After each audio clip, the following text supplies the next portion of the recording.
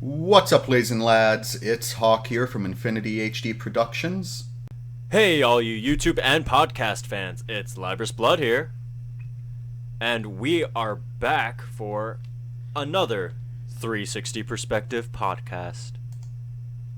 How long have you been working up that intro? Not very long. Not very long? I've been up for the whole night. That's not an exact number. I think I woke up at 1 yesterday, and I've been up since. Gotcha.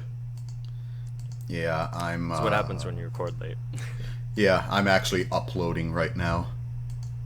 Oh, joy. Oh, joy. Yep.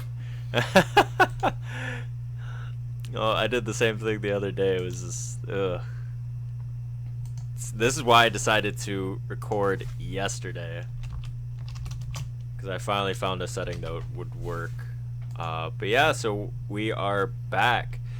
This is going to be a little odd of a recording for us while we're making this. Because it's the first time that we're not in the same room.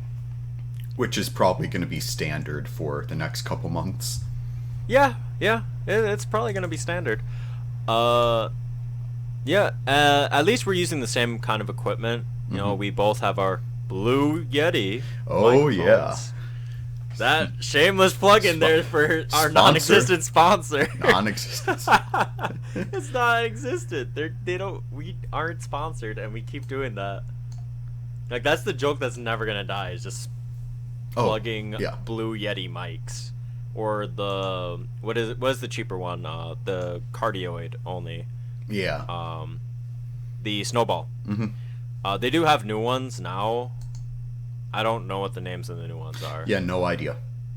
I think the only one that I do know is that they have a Blue Yeti 2. As for what they... Yeah, the Pro thing, I have no idea what that does. I don't either. The only one that I don't know is the one that is similar to or is the more improved version of the Snowball. Yeah. I don't know what the hell it is. But yeah, let's actually get into this. Just every episode we're going to start talking about future sponsors that don't exist and we will never have. You never know. That is true. Let's be honest. If we were given the option, I would sell out in a heartbeat. I probably would too, and my biggest reason is I chose this kind of line of work as a career. So entertainment, I said this in my videos that just went up last night, or my latest video for, I think it was Notch, but I mentioned how I don't know, I take every comment and every like and view on my videos so very seriously, because it tells me where I'm heading as a creator, as an actor, as a voice over work person, just in general as an entertainer. It kind of generally gives me a good sense of where I'm going, which I really don't have another option at this point, because I've kind of devoted a large portion of my time towards that. So there's no fallbacks here. Right. Aside from carpentry, but I can do both. I'd rather get really good at the one that I'm not so good at right now, or in my opinion. I don't know. Hawk could tell you more about that, I guess. Yeah, I'm currently working on clip art, actually. Oh my god. I'm making a thumbnail for the video I'm uploading. Well, no, that makes sense. Yeah. I actually worked hard to draw one up. I don't know. Did you see my video the other day? I saw them pop up. I haven't watched them yet. Okay. Did you see the thumbnail for the episode 4.5? Maybe. Okay. It was really hard. That was all hand drawn using my mouse that is apparently only for MOBA games, because the wheel doesn't work. I found that out the day I got it in the mail. Nice. Yeah. It's great for playing League and Smite, I guess. Or not Smite. I don't play Smite. What is the one? Heroes of the Storm, and Overwatch if I ever decide to learn how to play with a mouse and keyboard. Sorry. I didn't have a mouse, so I decided to be a noob and play with a controller. Like I said, I think we mentioned this in our first episode, but like we're primarily gaming channels. Even though I don't do a lot of that on my channel as much as last summer, I'm still primarily a gaming channel, so like controller's a little bit easier than mouse a lot of the time because it's a lot more readily available. Right. I got to figure out how this program works for Audacity. It's really nice once you figure out how to use it. It's super simple, but I love it. Okay. Yeah, because I can't tell if I'm being too quiet or too loud, and I don't know where to put myself near my mic. Usually, even if it looks like you're being quiet, you can still hear it pretty well. Okay. I'm so used to like having to be loud because of like music in game, so I don't know. Copyright strikes. Tired. Yeah, the amount of those I have. Yeah. I actually have 0. I just have a lot of flags for copyright. And since I don't monetize, the creators themselves of the copyrighted content just monetize the video and let me keep using it. Like they let me show off the game that their music shows up in, because it's always for music. It's for nothing else but music that I get stripped for copyright. And I'm just like, I can't help it. It just pops up in the middle of the game. I don't want to just have dead silence during the game. Yeah, it's just really weird to see that and then be like, oh, I have no copyright strikes. How? I have like 5 videos that were flagged, and they're just like, oh yeah, no, we're cool. You don't monetize them, so whatever. I'm just like, all right, well, I got lucky. Don't bank on that if you're a YouTuber, by the way. Do not bank on that. That does not happen all the time. It is by the good graces of me playing indie games that they are that nice. But yeah, let's get into these topics. That I was like, when are we gonna discuss what? I don't know. I was waiting for you to interrupt me. You're supposed to help keep me on track. Nah, it's more entertaining if I can just sit there and listen to you ramble. Why?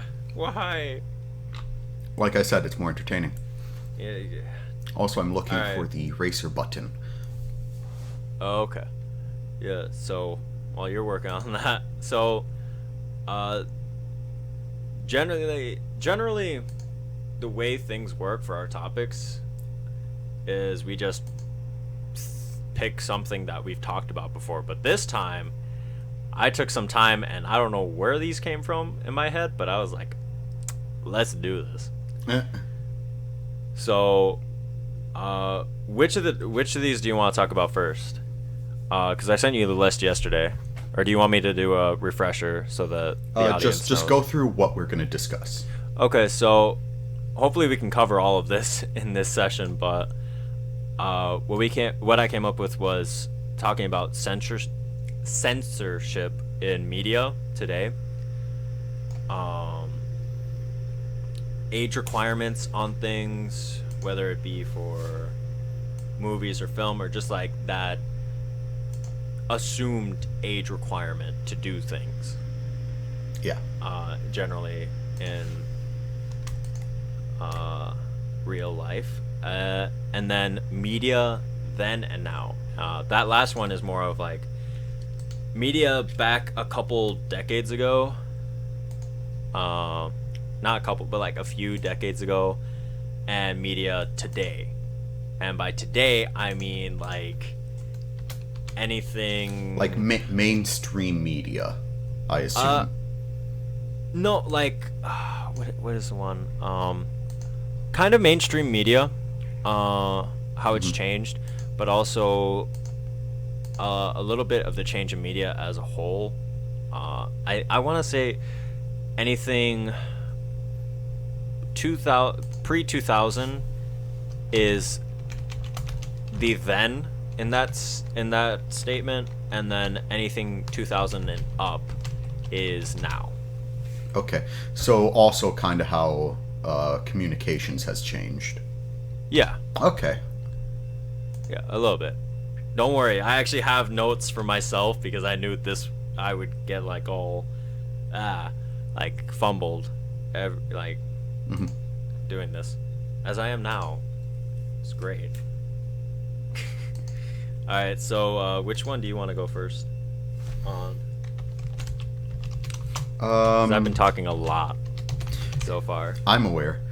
So I would probably want Hi, to work aware. with. I'm Libris. Dear Lord. that shitty dad joke in there. Wow. Wow. Okay, let's just look at then and now. We'll just start with simple history and how we got to where we are. Okay. You want to start it off? So, I don't know. Whenever I think about this topic, the very first thing I think about is a recent quote from I think it was John Oliver, Okay. and it's essentially years ago we used to listen to our politicians and laugh at comedians, and now we laugh at our politicians and listen to our comedians. And like you can apply that same thing to mainstream media. Most people don't believe the actual media, even if they're giving out facts. They give out such watered down or overhyped versions of it to where people have become desensitized. Yeah, making like. So I know what you're talking about. It's like overly dramatizing certain events. Hmm. I remember this was actually not too long. Actually, this is a while ago. I was still in high school actually, but this was back in I think 2014, 2015. No, no, not that was when I graduated. I mean, what? No, this is back around. I want to say 2010 to 2011. The summer of that year, or between those years. Um, I remember I went on a trip, and it was for the People to People program, which is a wonderful program, by the way. It's really great. You get the opportunity to travel to other countries and learn about their cultures, and you get really immersed. You meet politicians from there. You get to go to art exhibits and museums and see a lot of things that a lot of people don't get to see. But one of the biggest concerns that I remember coming up a lot of the time in the meetings from parents was this kind of concern about Greece, because there were riots happening, and Right. a couple of the parents were very concerned about the safety of the children when we would get there, where we were staying, what places of Greece were we going to, and a lot of it came from our media actually overly exaggerating the problems. When we got there, we had a guide actually explain to us that the riots that we see on TV, or like the version of the riots that we see on TV, is when they're actively happening. Otherwise, they actually had a schedule for when they could riot, and they were very civil about it. When it was Really? no longer their time, they would not be there. They'd just be hanging around like normal average people in the square. So that's a good example of the over dramatization that happens in media nowadays. You take a seemingly horrible situation and you amp up what isn't really happening. Like, you take what is actually happening and you just spin it in such a way that it's overly dramatized. Right. Well, you start to see that here too, where they'll take what are generally peaceful protests, and anytime some small incident happens, they manage to turn it into this over dramatized and riotous act. Exactly. Do you remember? We're not going to use specifics for like where we go to school or anything, but on our campus there was this one incident in which there is an event where we have it every year, or every school year. Yes, it's actually a national organization, so we can go ahead and say it. So it's Take Back the Night. Take Back the Night, I want to say it was 2 years ago. Mm-hmm. We had, if you don't, let's actually go into what Take Back the Night is. Take Back the Night is a event set up to talk about... essentially, it's designed to be sexual assault awareness, from what I understood, and it's supposed to be a peaceful place where survivors can discuss it, correct? Yes. That is the intended purpose. Unfortunately for us, 2 years ago, a few weeks prior to the event, we had several incidents of an individual going around and inappropriately touching and grabbing women around our campus. He eventually got caught.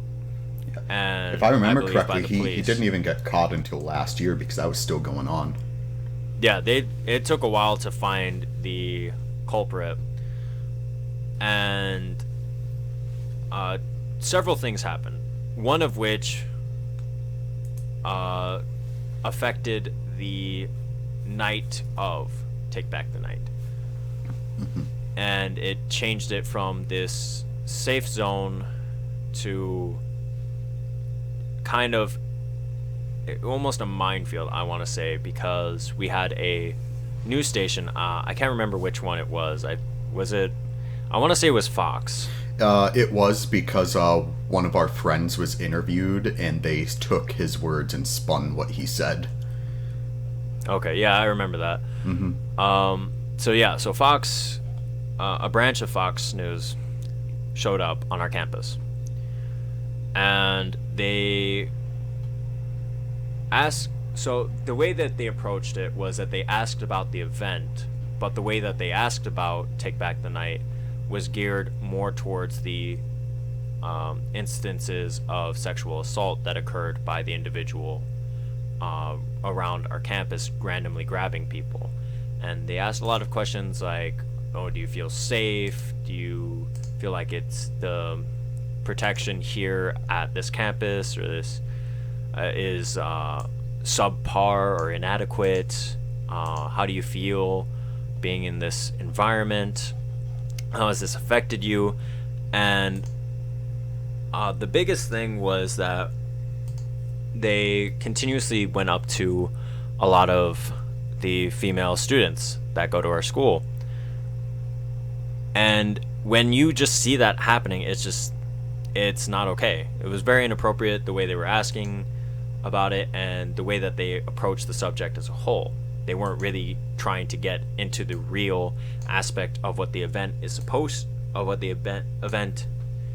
to be and what it symbolizes, and they were looking more for a story based on something completely unrelated to this event, but still related in a way, if that makes sense. Yeah, no, that made sense. Yeah. And sometimes, like, over dramatization, and this is what Hawk mentioned, is that sometimes media tries to spin things in a way that things really aren't. And this was something that, I witnessed firsthand, and it really bugged me that I saw this happen. And regardless of if you want to believe me or not, or if Fox does anything, I doubt they're gonna listen to this podcast, or if they're ever gonna do anything about it. Like, we don't make money off of this. Like, we're trying to just express ourselves and to express our opinions. But something that I saw, that I don't know if they ever ended up using the footage, but I remember seeing one of their crew members hop out of their van. They were in like a polo earlier in the day, or something that was a lot nicer, not like casual clothes. Then they tossed a sweater on top of what they were wearing, zipped it up, pulled over the hoodie. It was not a cold night. I can guarantee that because it was, what was it? It was like early fall, I want to say. Mm-hmm. It was like, yeah, it was early fall, so still like sleeveless weather. So they pulled up a hoodie, and I was like, oh, maybe they're just walking somewhere, because I was monitoring a different event that happened to be on our main lawn, which was right across from where they were parked. And no, I actually saw them recording their crew member walking very shadily down our sidewalk on our campus. Oh, and the entire point of this event is that people can express themselves without the worry of it getting out, and yeah. Yeah, without the worry about their assailant finding out where they are, because a lot of the time, you don't want to put yourself in a situation where you're being broadcast, because then if your assailant is not in jail, which in today's society sometimes is very often the case, but if they're not in jail, you run the risk that they will find where you are, and that puts your safety in danger. Like that puts you in danger. Mm-hmm. It compromises your safety. But yeah, so I mean that's something that a lot of media stations nowadays do. They'll change stories up, and you see it a lot where, depending on the person, well, I'm gonna say this now, like, and Hawk knows this, but it's very different when you see news if you come from a place of privilege, and a lot of the time it's not even monetary privilege or social status. A lot of the time it could be something very simple as your race or your ethnicity. And speaking from experience of seeing this a lot in media and seeing this a lot in just society as a whole, it really means something when somebody it really means something when somebody finds out what your ethnicity and what your race is, because you never know how they're going to react, and a lot of the time it's not in a very positive way. The same can be said for any minority, socioeconomically not well off individuals, right? People in the LGBTQ plus community, and at the end of the day, there are always ways that some people are better off than another group. Yeah. One of the best events I've ever participated in, this actually wasn't on campus, but I've considered bringing it, is when you get a room of people to line up and you list off things that happen in their daily life, and the people that experience that get to walk forward. And by the end of it, people become completely separated on the lines, and you get to see who's more privileged. Okay. I've seen something very similar to this. Mm-hmm. I've seen something very similar to this. It wasn't to try and find about privilege, but I was trying to find the similarities between people, like taking different groups of people who have gone through different walks of life, and seeing how similar some people from different walks of life can be. It doesn't matter, like, at the end of the day, we're all human, so we all make the same mistakes, or we make the same choices, right, at certain points in our lives. But yeah, no, like, for media, it has gotten, I want to say it has gotten slightly better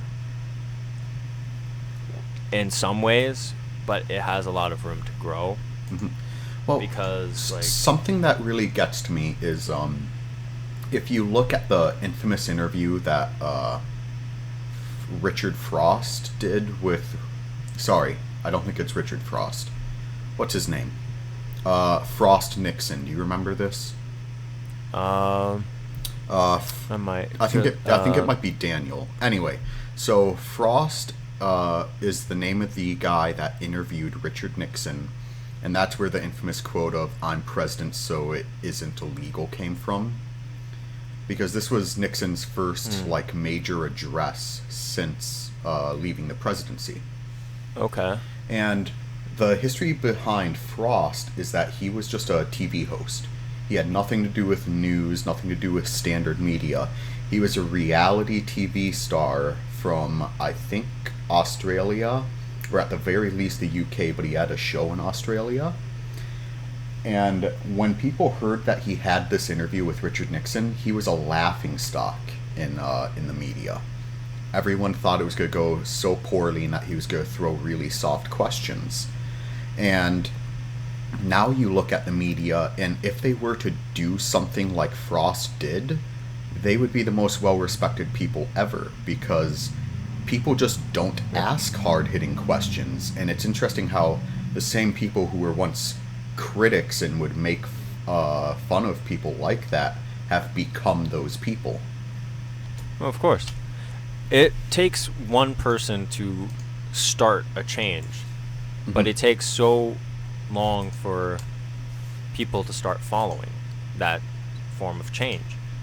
Because changing people is really hard. Changing mediums or forms is even worse. But it goes to show, like, it doesn't matter what workplace or like what job that you come from, you can ask a hard-hitting question. Like, I've seen many interview or many a debate in which, or a Q&A or a question and answer forum for for government officials, in which there are people who are younger than I am or around my age that really take it to town to some of these officials, and they're stunned because they don't know how to answer those hard-hitting questions. And it really makes a statement that of what society expects us to do as we get older is to become more cognizant and more aware of our place. Well, in my opinion, there is no place that somebody deserves to be in. We all have equal opportunities to be wherever we want to be. As long as we're doing our jobs, we're doing our work, what does it matter? But it's also that thing of, we trust our politicians to do so much for us because we're trying to help keep the society that they are trying to structure running. They set up the structure. It's up to us to keep it running and for us to go with what they throw at us. So it's a very interesting thing in how media has changed, and now hard-hitting questions are very highly respected, but you don't see them come from the expected sources. No, it no longer comes from the mainstream. Yeah. Which kind of gets into, and I don't want to get into the whole political thing about fake news, but just how do you... Gosh. Yeah, that's an entire rant waiting to happen from one of us. I'm not touching it, so... How do you feel about the way social media has impacted the way information is gotten out to people? Okay. Well, coming from my perspective, because you know this about me, I'm not the most tech savvy. I'm not the most aware of social media as a whole. And sometimes that's a problem, sometimes it's not. It really just depends. but I feel that as a medium for information, it is beyond anything that we had years ago. It is phenomenal how quickly and how readily accessible so much information is.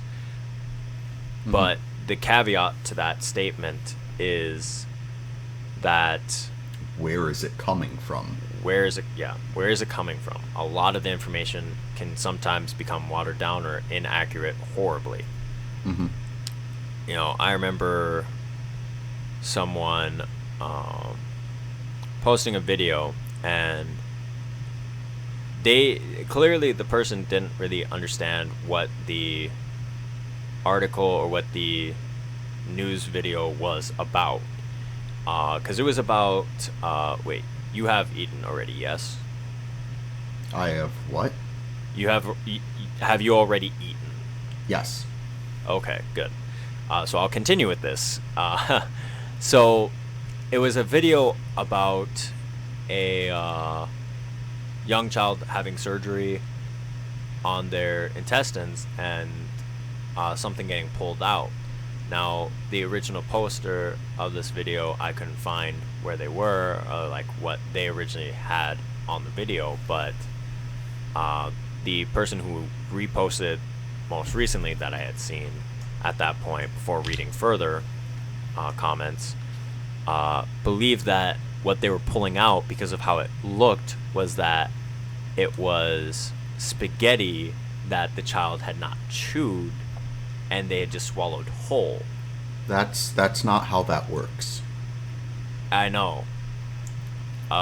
It took several people to educate the person that no, those are tapeworms.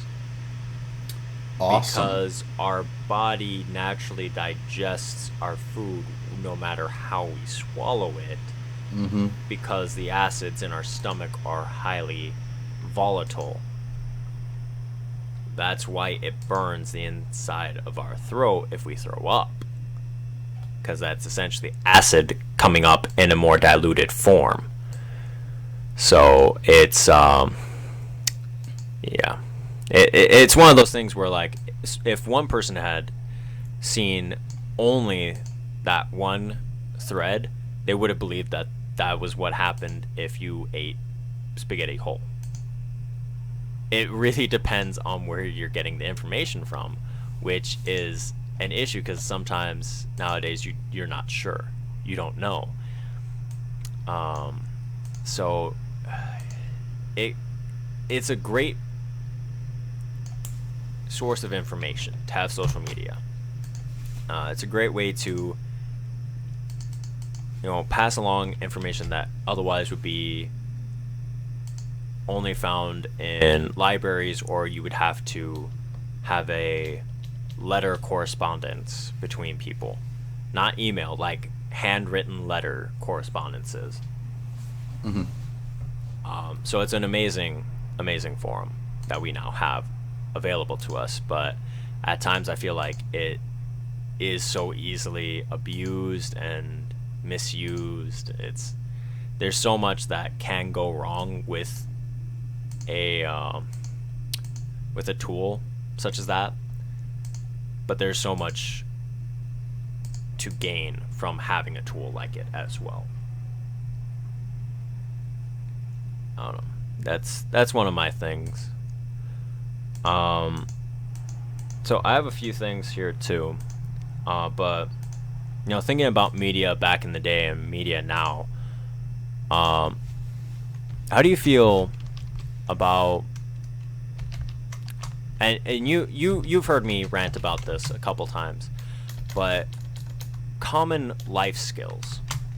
How do you feel about, like, how media nowadays kind of portrays certain situations or certain lifestyles, like being a college student back in the day versus now?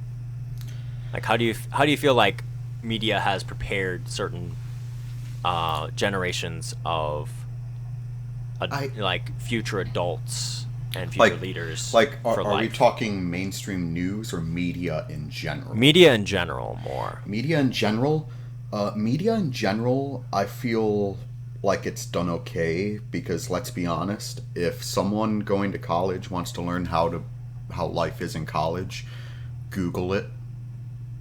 Like there are entire lists on, how to act in certain Okay. situations.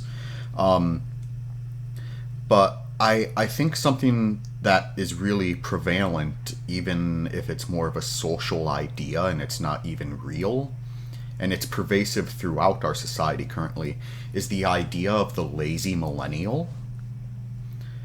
Okay.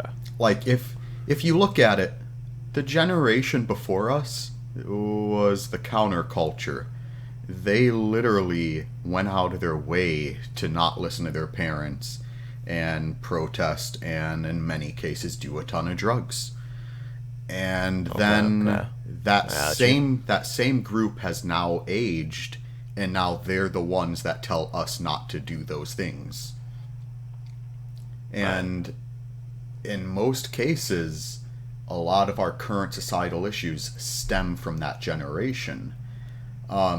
Now, I mean, that's kind of getting away from the main point here, but where the millennial age group is told that, we expect everything and so on and so forth, but we weren't the ones that developed helicopter parents and kind of put that idea into our head.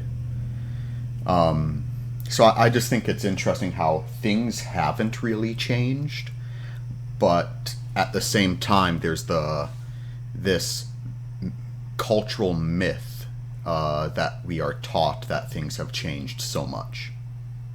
Hmm. Okay. That's your point. You actually tied into another thing that I want to talk about, but um, you actually took this in a different way than what I meant. But I do agree with you that there's a lot of this assumption of um, not only our generation but younger generations as they come, that we're lazy, we're always looking for immediate gratification. We don't know the meaning of tradition or an honest day's work.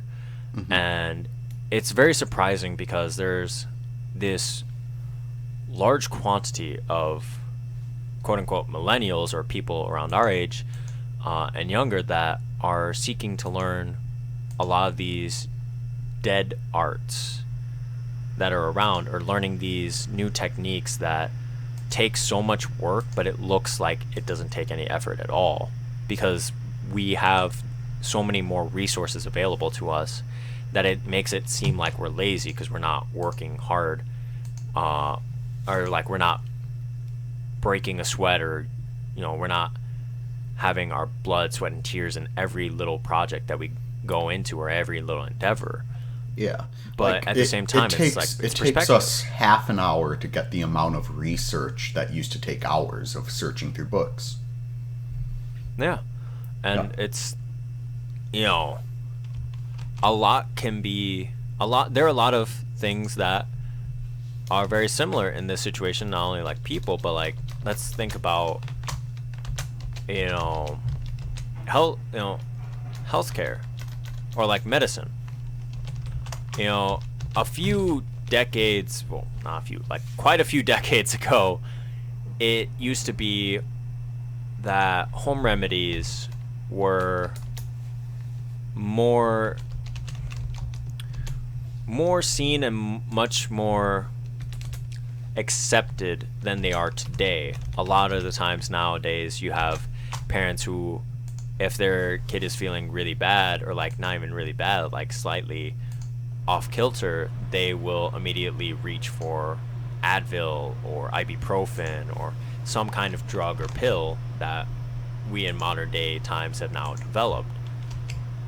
Hmm. Um, and I'm not discounting science or like medicine as a whole at all. Um, I still take medicine when I need it because I know there are some like home remedies or some natural remedies that are similar, but they don't act as fast. They're more preemptive. It's more about making sure that you're living a healthy lifestyle as well, which is very hard in today's modern age. So I can see the point behind it, but there are certain times where a home remedy is much more effective than taking a pill.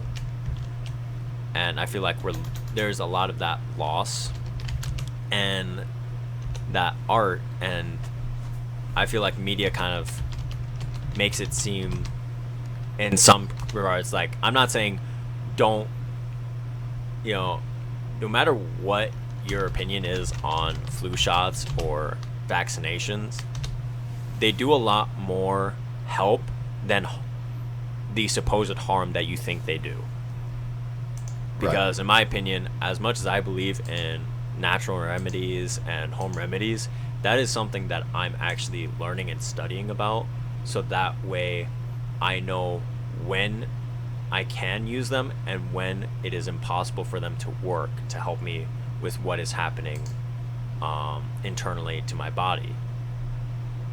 Like, if I have a cold, okay, maybe I'll use like a home remedy. I'll have some tea, or I'll have some medicine that I can cook up with some natural herbs. But if I have the flu, or if I have pneumonia, I'm not going to solely rely on that. I might use it as supplement to the medication that I would pick up, because you can only take so much of that, and sometimes you need a little bit more, but not too much. That's where you can apply those home remedies or those natural concoctions or cures to the same thing, or those salves and things like that. So there can be a balance between the two, but I feel like in today's media, there are a lot of things that are just seen as obsolete, or just pure craziness, or lazy, or being lazy. In media in general, yeah, I'd say natural remedies are kind of frowned upon.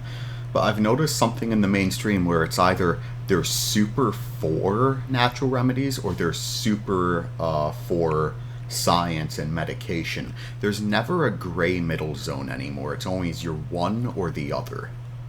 And that's the whole point. It's a terrible thing that we're seeing in media today, that we're allowing it to happen, is this dualist thought. Yeah, is that it's like you're either this or you're that. And it applies to so many other aspects of life, where we have this kind of dichotomy, or this dualist idea, in which there's only one option, or in which you can only have one of two options. You're either with something or you're against something. You're either something or you're not. And it's really disheartening and irritating to see that we don't believe that there can be that gray area. Like I said, modern day medicine is wonderful. It does help a lot, but there are so many drawbacks to it. Now, there are drawbacks with natural remedies as well. Don't get me wrong. There are, if you take it in excess. Anything in excess can harm you or kill you. And that's a straight up fact, I personally prefer eating my nightshade. Please God, no one listening try to eat nightshade. That's a very bad idea. It is highly poisonous. Trust me. But yeah. No, I feel like it's... I don't know. I feel like we put so much trust in only one thing at a time. Like, we put... Like, we always tell... well, not we. But, like, people in society, adults in today's day and age always tell the future generations, don't put all your chickens in one basket. I thought it was eggs in one basket. In one basket. I was like, I don't don't count think that's all how your that chickens. works. Yeah, don't count all your chickens before they're hatched. Don't put all your eggs in one basket. Don't put so much trust in something because sometimes things can change. I don't understand why that logic or that ideology does not apply to those same adults when it is very applicable to what they are choosing to do, or what decisions they are making, or what they are saying. Sorry, I was just thinking, put all your baskets in one egg. Oh my gosh. But no, you get, but like, it makes almost as good as sense, vacuuming though. a wound closed. All right, we're not getting into that. We're not getting into that. We're not Sure, we're getting talking into about that. medicine. Yeah, I'm positive. It's a great natural remedy. Positive. It is not a natural remedy. Do not do that. You cannot vacuum wounds closed. Oh, so you know that now. Yes, I know that now. Like I said, I was very tired that day, and nothing really made sense to me. Okay, good to know. But the thing that you actually had mentioned earlier was helicopter parenting, or parenting in general. As we're moving away from the medicine, because I mean that there's so much that we can say about that, or other situations where we are given an ultimatum where we have to choose one thing or the other, and there should be this gray area. There should not be a reason in life where you can only pick one thing and only one thing ever.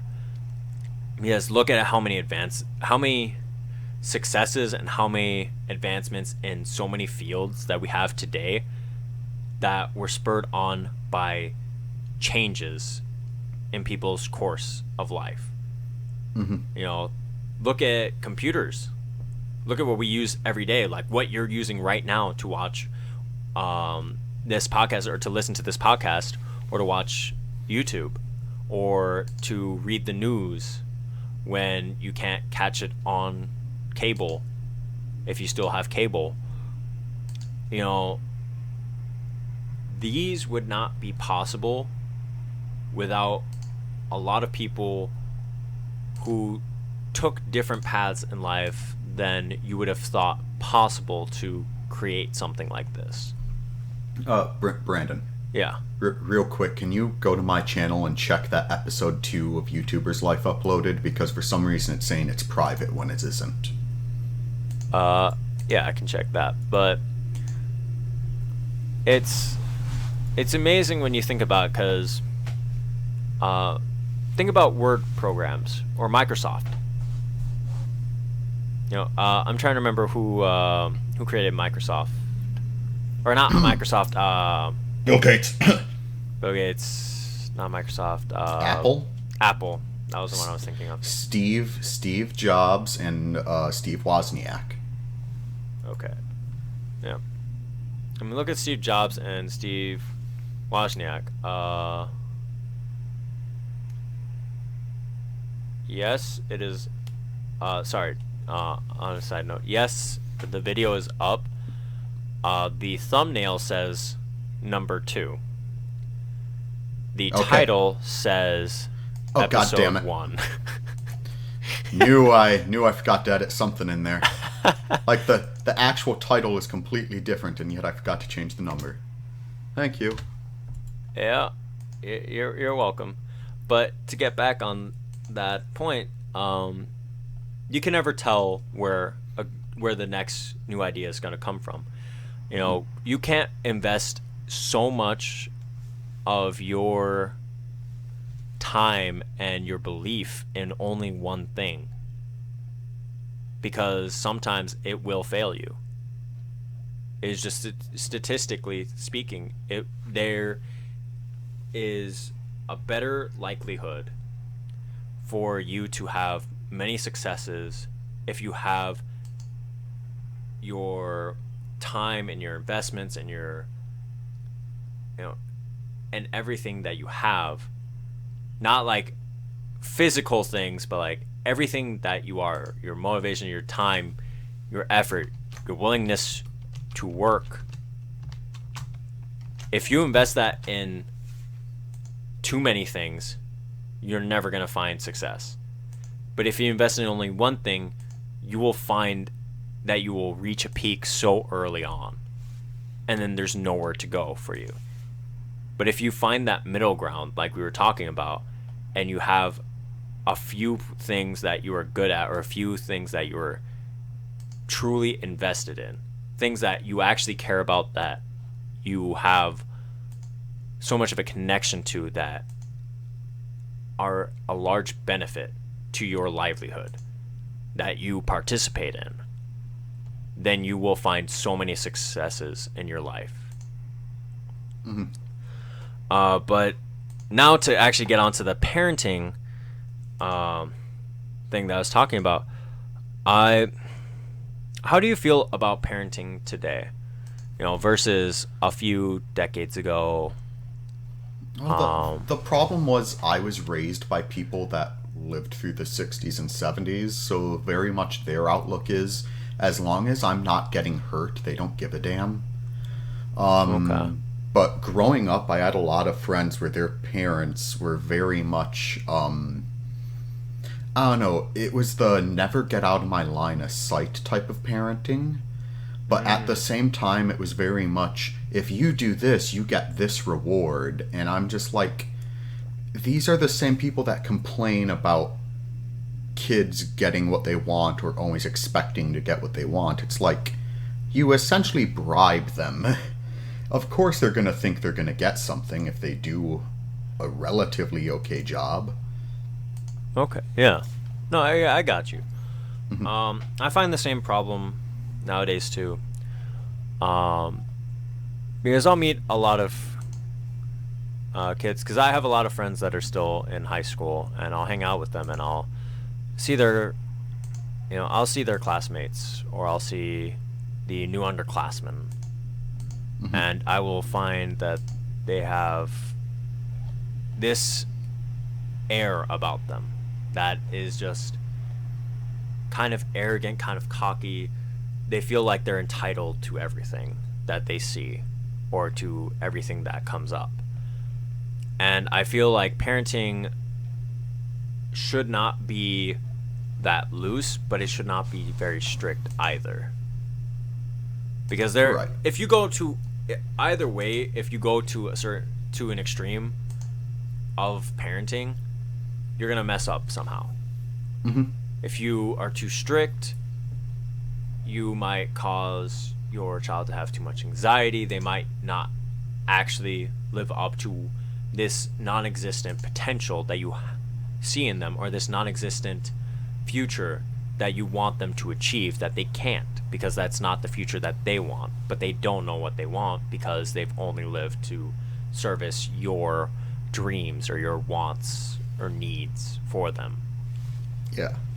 But on the other hand, if you're too lackadays about it, and you don't really give two shits where your kid is or what they do, Then the kid doesn't know what to do. and it makes it very difficult for them to see the difference between right and wrong, Mm-hmm. as well as seeing what is good for them and what is not. There are a lot of times where I've met certain people where I'll have a conversation with them, and I will learn something that makes me very concerned. Or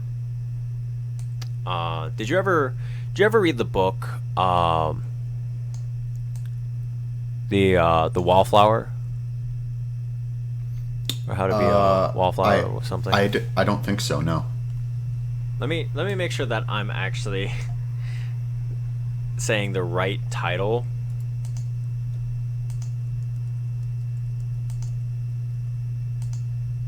Oh, wait, no. It was Perks of Being a Wallflower. I'm pretty sure. Huh. Yes, Perks of Being a Wallflower.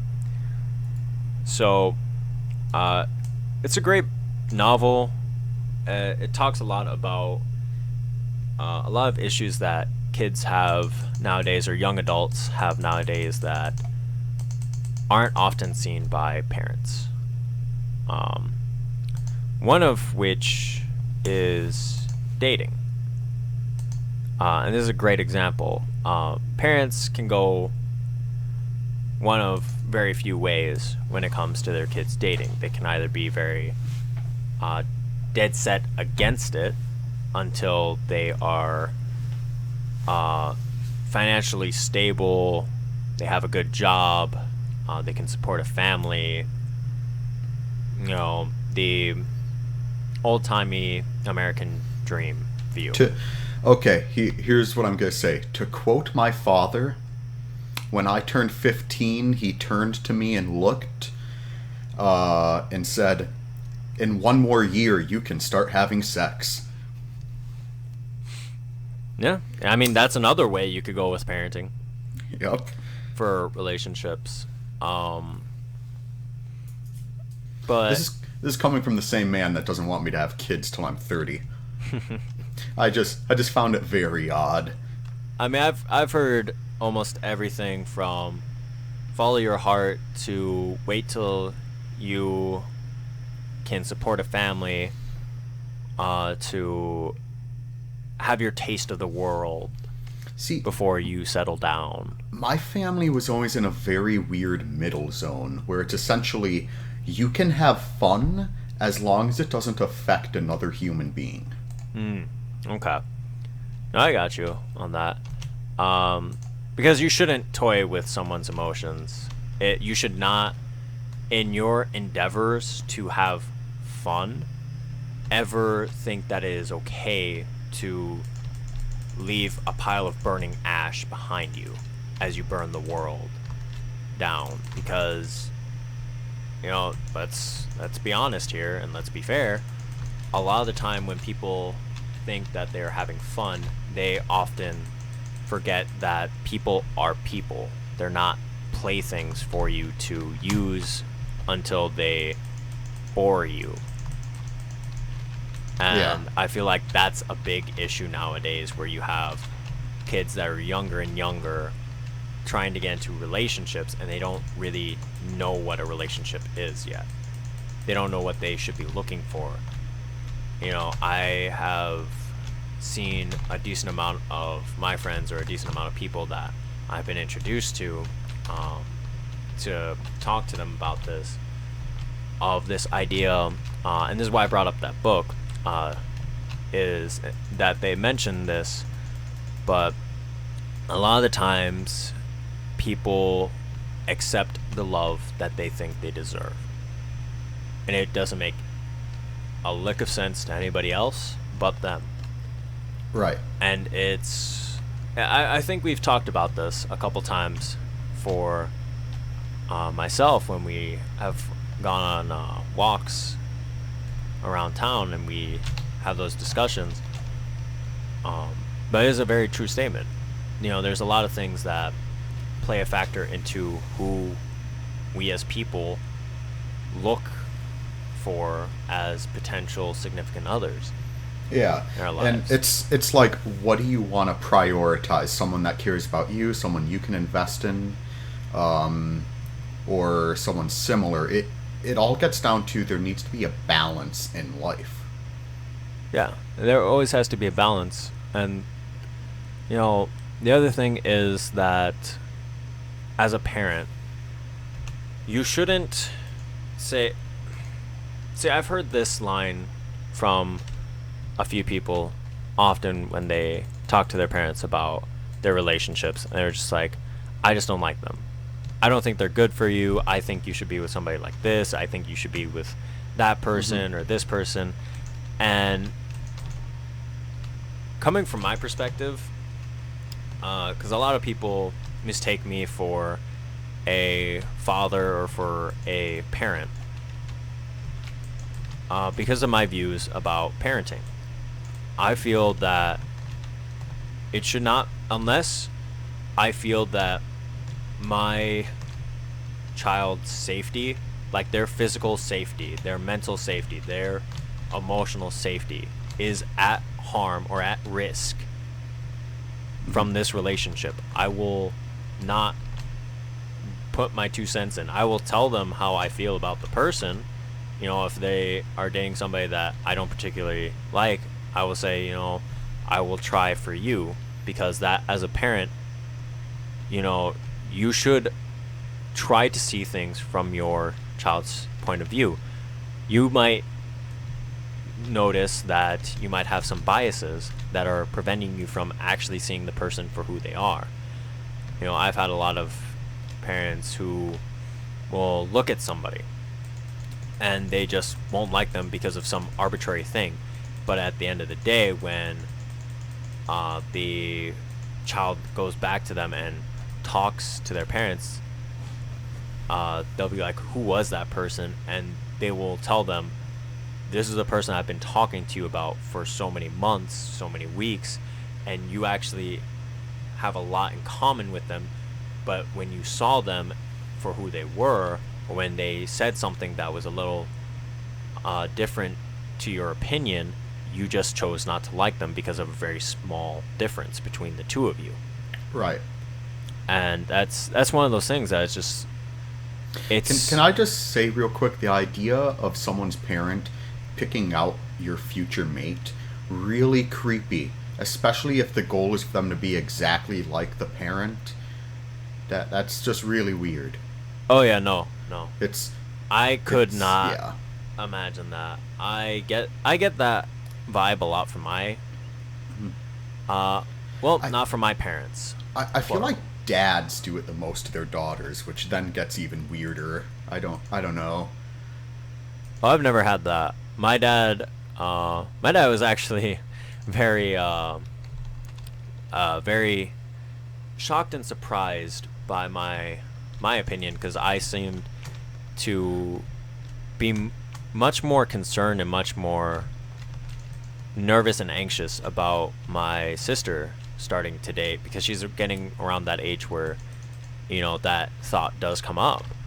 Right. And I feel like she's at an age where she can make an appropriate decision about that. But for me, it seemed like in that moment between the two of us, he was a little bit more relaxed and laid back when I kept thinking about all of these arbitrary things. And I stopped myself and I started to think, wow, I don't really know a lot of these kids that I see, but just the general vibe from so many of them after talking to them, I still just don't like a lot of these new people that are around my sister all the time, because they're in her classes now, and they're just these students that I feel like they got the short end of the stick in life, and I feel bad. And then there are some of the ones that drag them along to continue being these really poor versions of themselves, being really shitty people in society. And some of them don't really mean it. Some of them just get stuck being dragged along through the mud by somebody else who has them in a vice grip at the throat, and you just never know.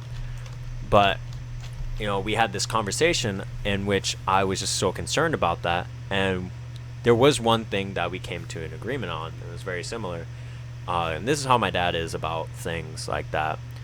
But he was very dead set on making sure of two things. One, or not two things, but several things. One, that any of his children and whoever they choose to date actually care about each other. There has to be some emotional connection between the people that me and my siblings choose to date. Okay. The second is that we are doing what is best for our health. We are picking people that aren't going to harm us. He wants us to be safe. He wants us to find somebody that we care about. He wants to make sure that we understand that sometimes things don't work out the way we think.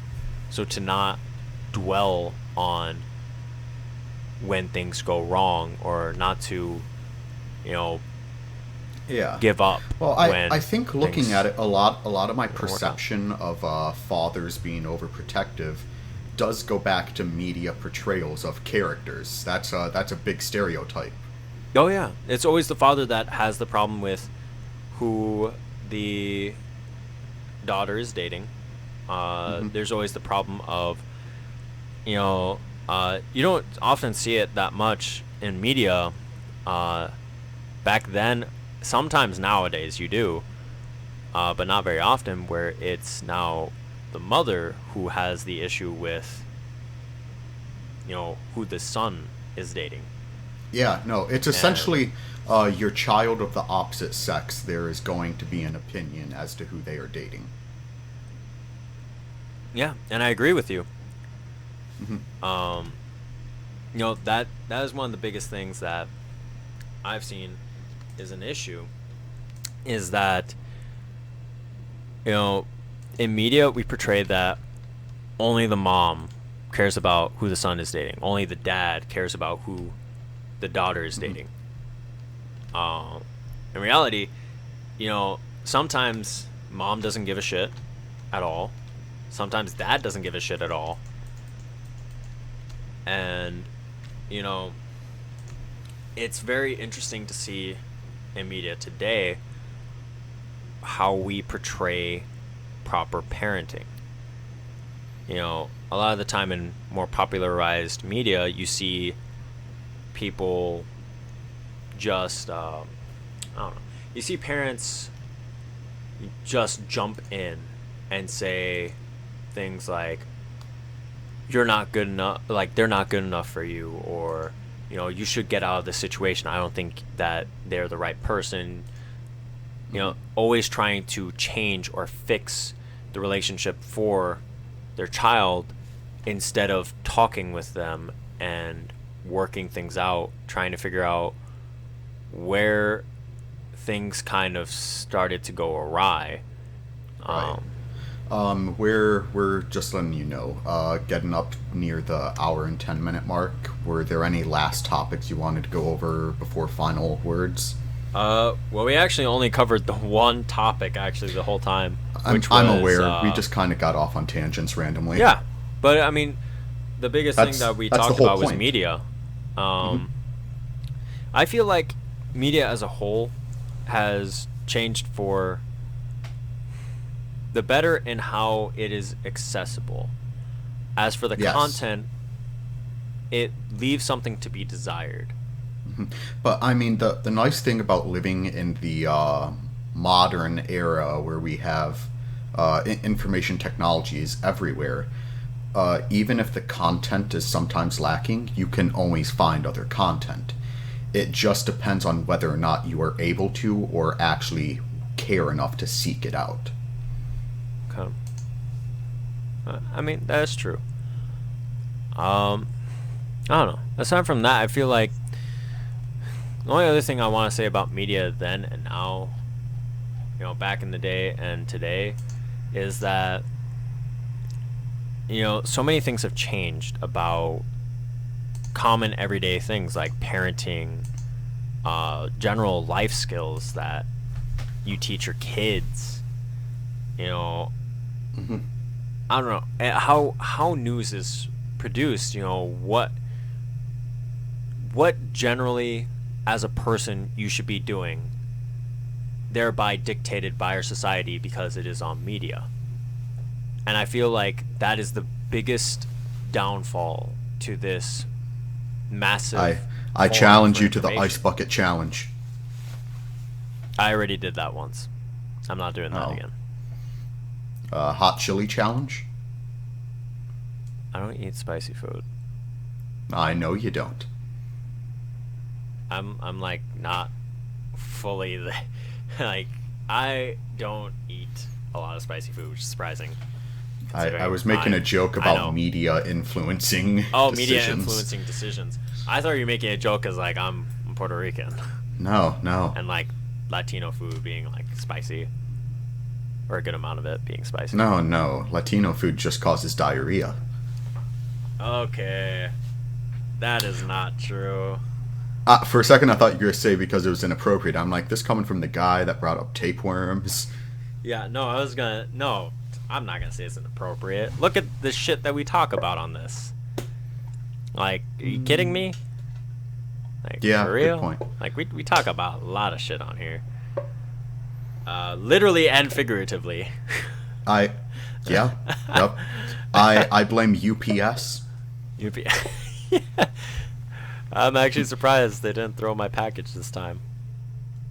Oh, nice. Yeah, I was concerned because it was all the mic equipment, and all the recording stuff and the new mouse and everything, which is like,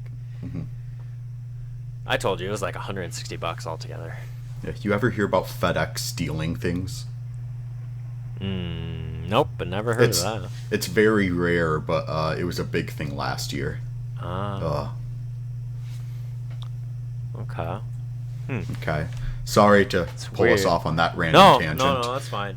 Well, this is like, it's really hard to find a way to tie everything together because there are so many different topics. I mean, I guess for media as a whole, we covered that. Parenting, I feel like... Really, it all stems to where we are in the world right now. Yeah. I mean, our culture, the year we're in, everything, it just sort of builds into this one peak. And a lot of different things go on because of that, and not everyone will agree. But that's okay. Differing opinions creates for new outlooks and some enlightenment. Yeah. I feel like that's the best way to end this. You know, media is what we make it, and society is only shaped by what we choose to believe or disbelieve, or what we choose to change or not change. And media can either be our saving grace, or it can be it could be the sword that kills us in the end. It can be that double-edged sword and end up harming us more than it's going to help. It depends on how we choose to use it. All right. So this has been the 360 Perspective podcast with Libris Blood and Hawk. Nice seeing y'all. All right, catch you guys next week for some more stuff. Actually, do you want to pick the topic now? Oh Lord, I don't know. We have two left from this week that we didn't cover. Censorship or age requirements? Ooh. Let's do censorship. Alright, so we'll catch you guys back here next week. Same time, same place. Not really same time, same place, but like same channels for our discussion about censorship. So, Woot. Catch you guys later. Kisses. Bye-bye.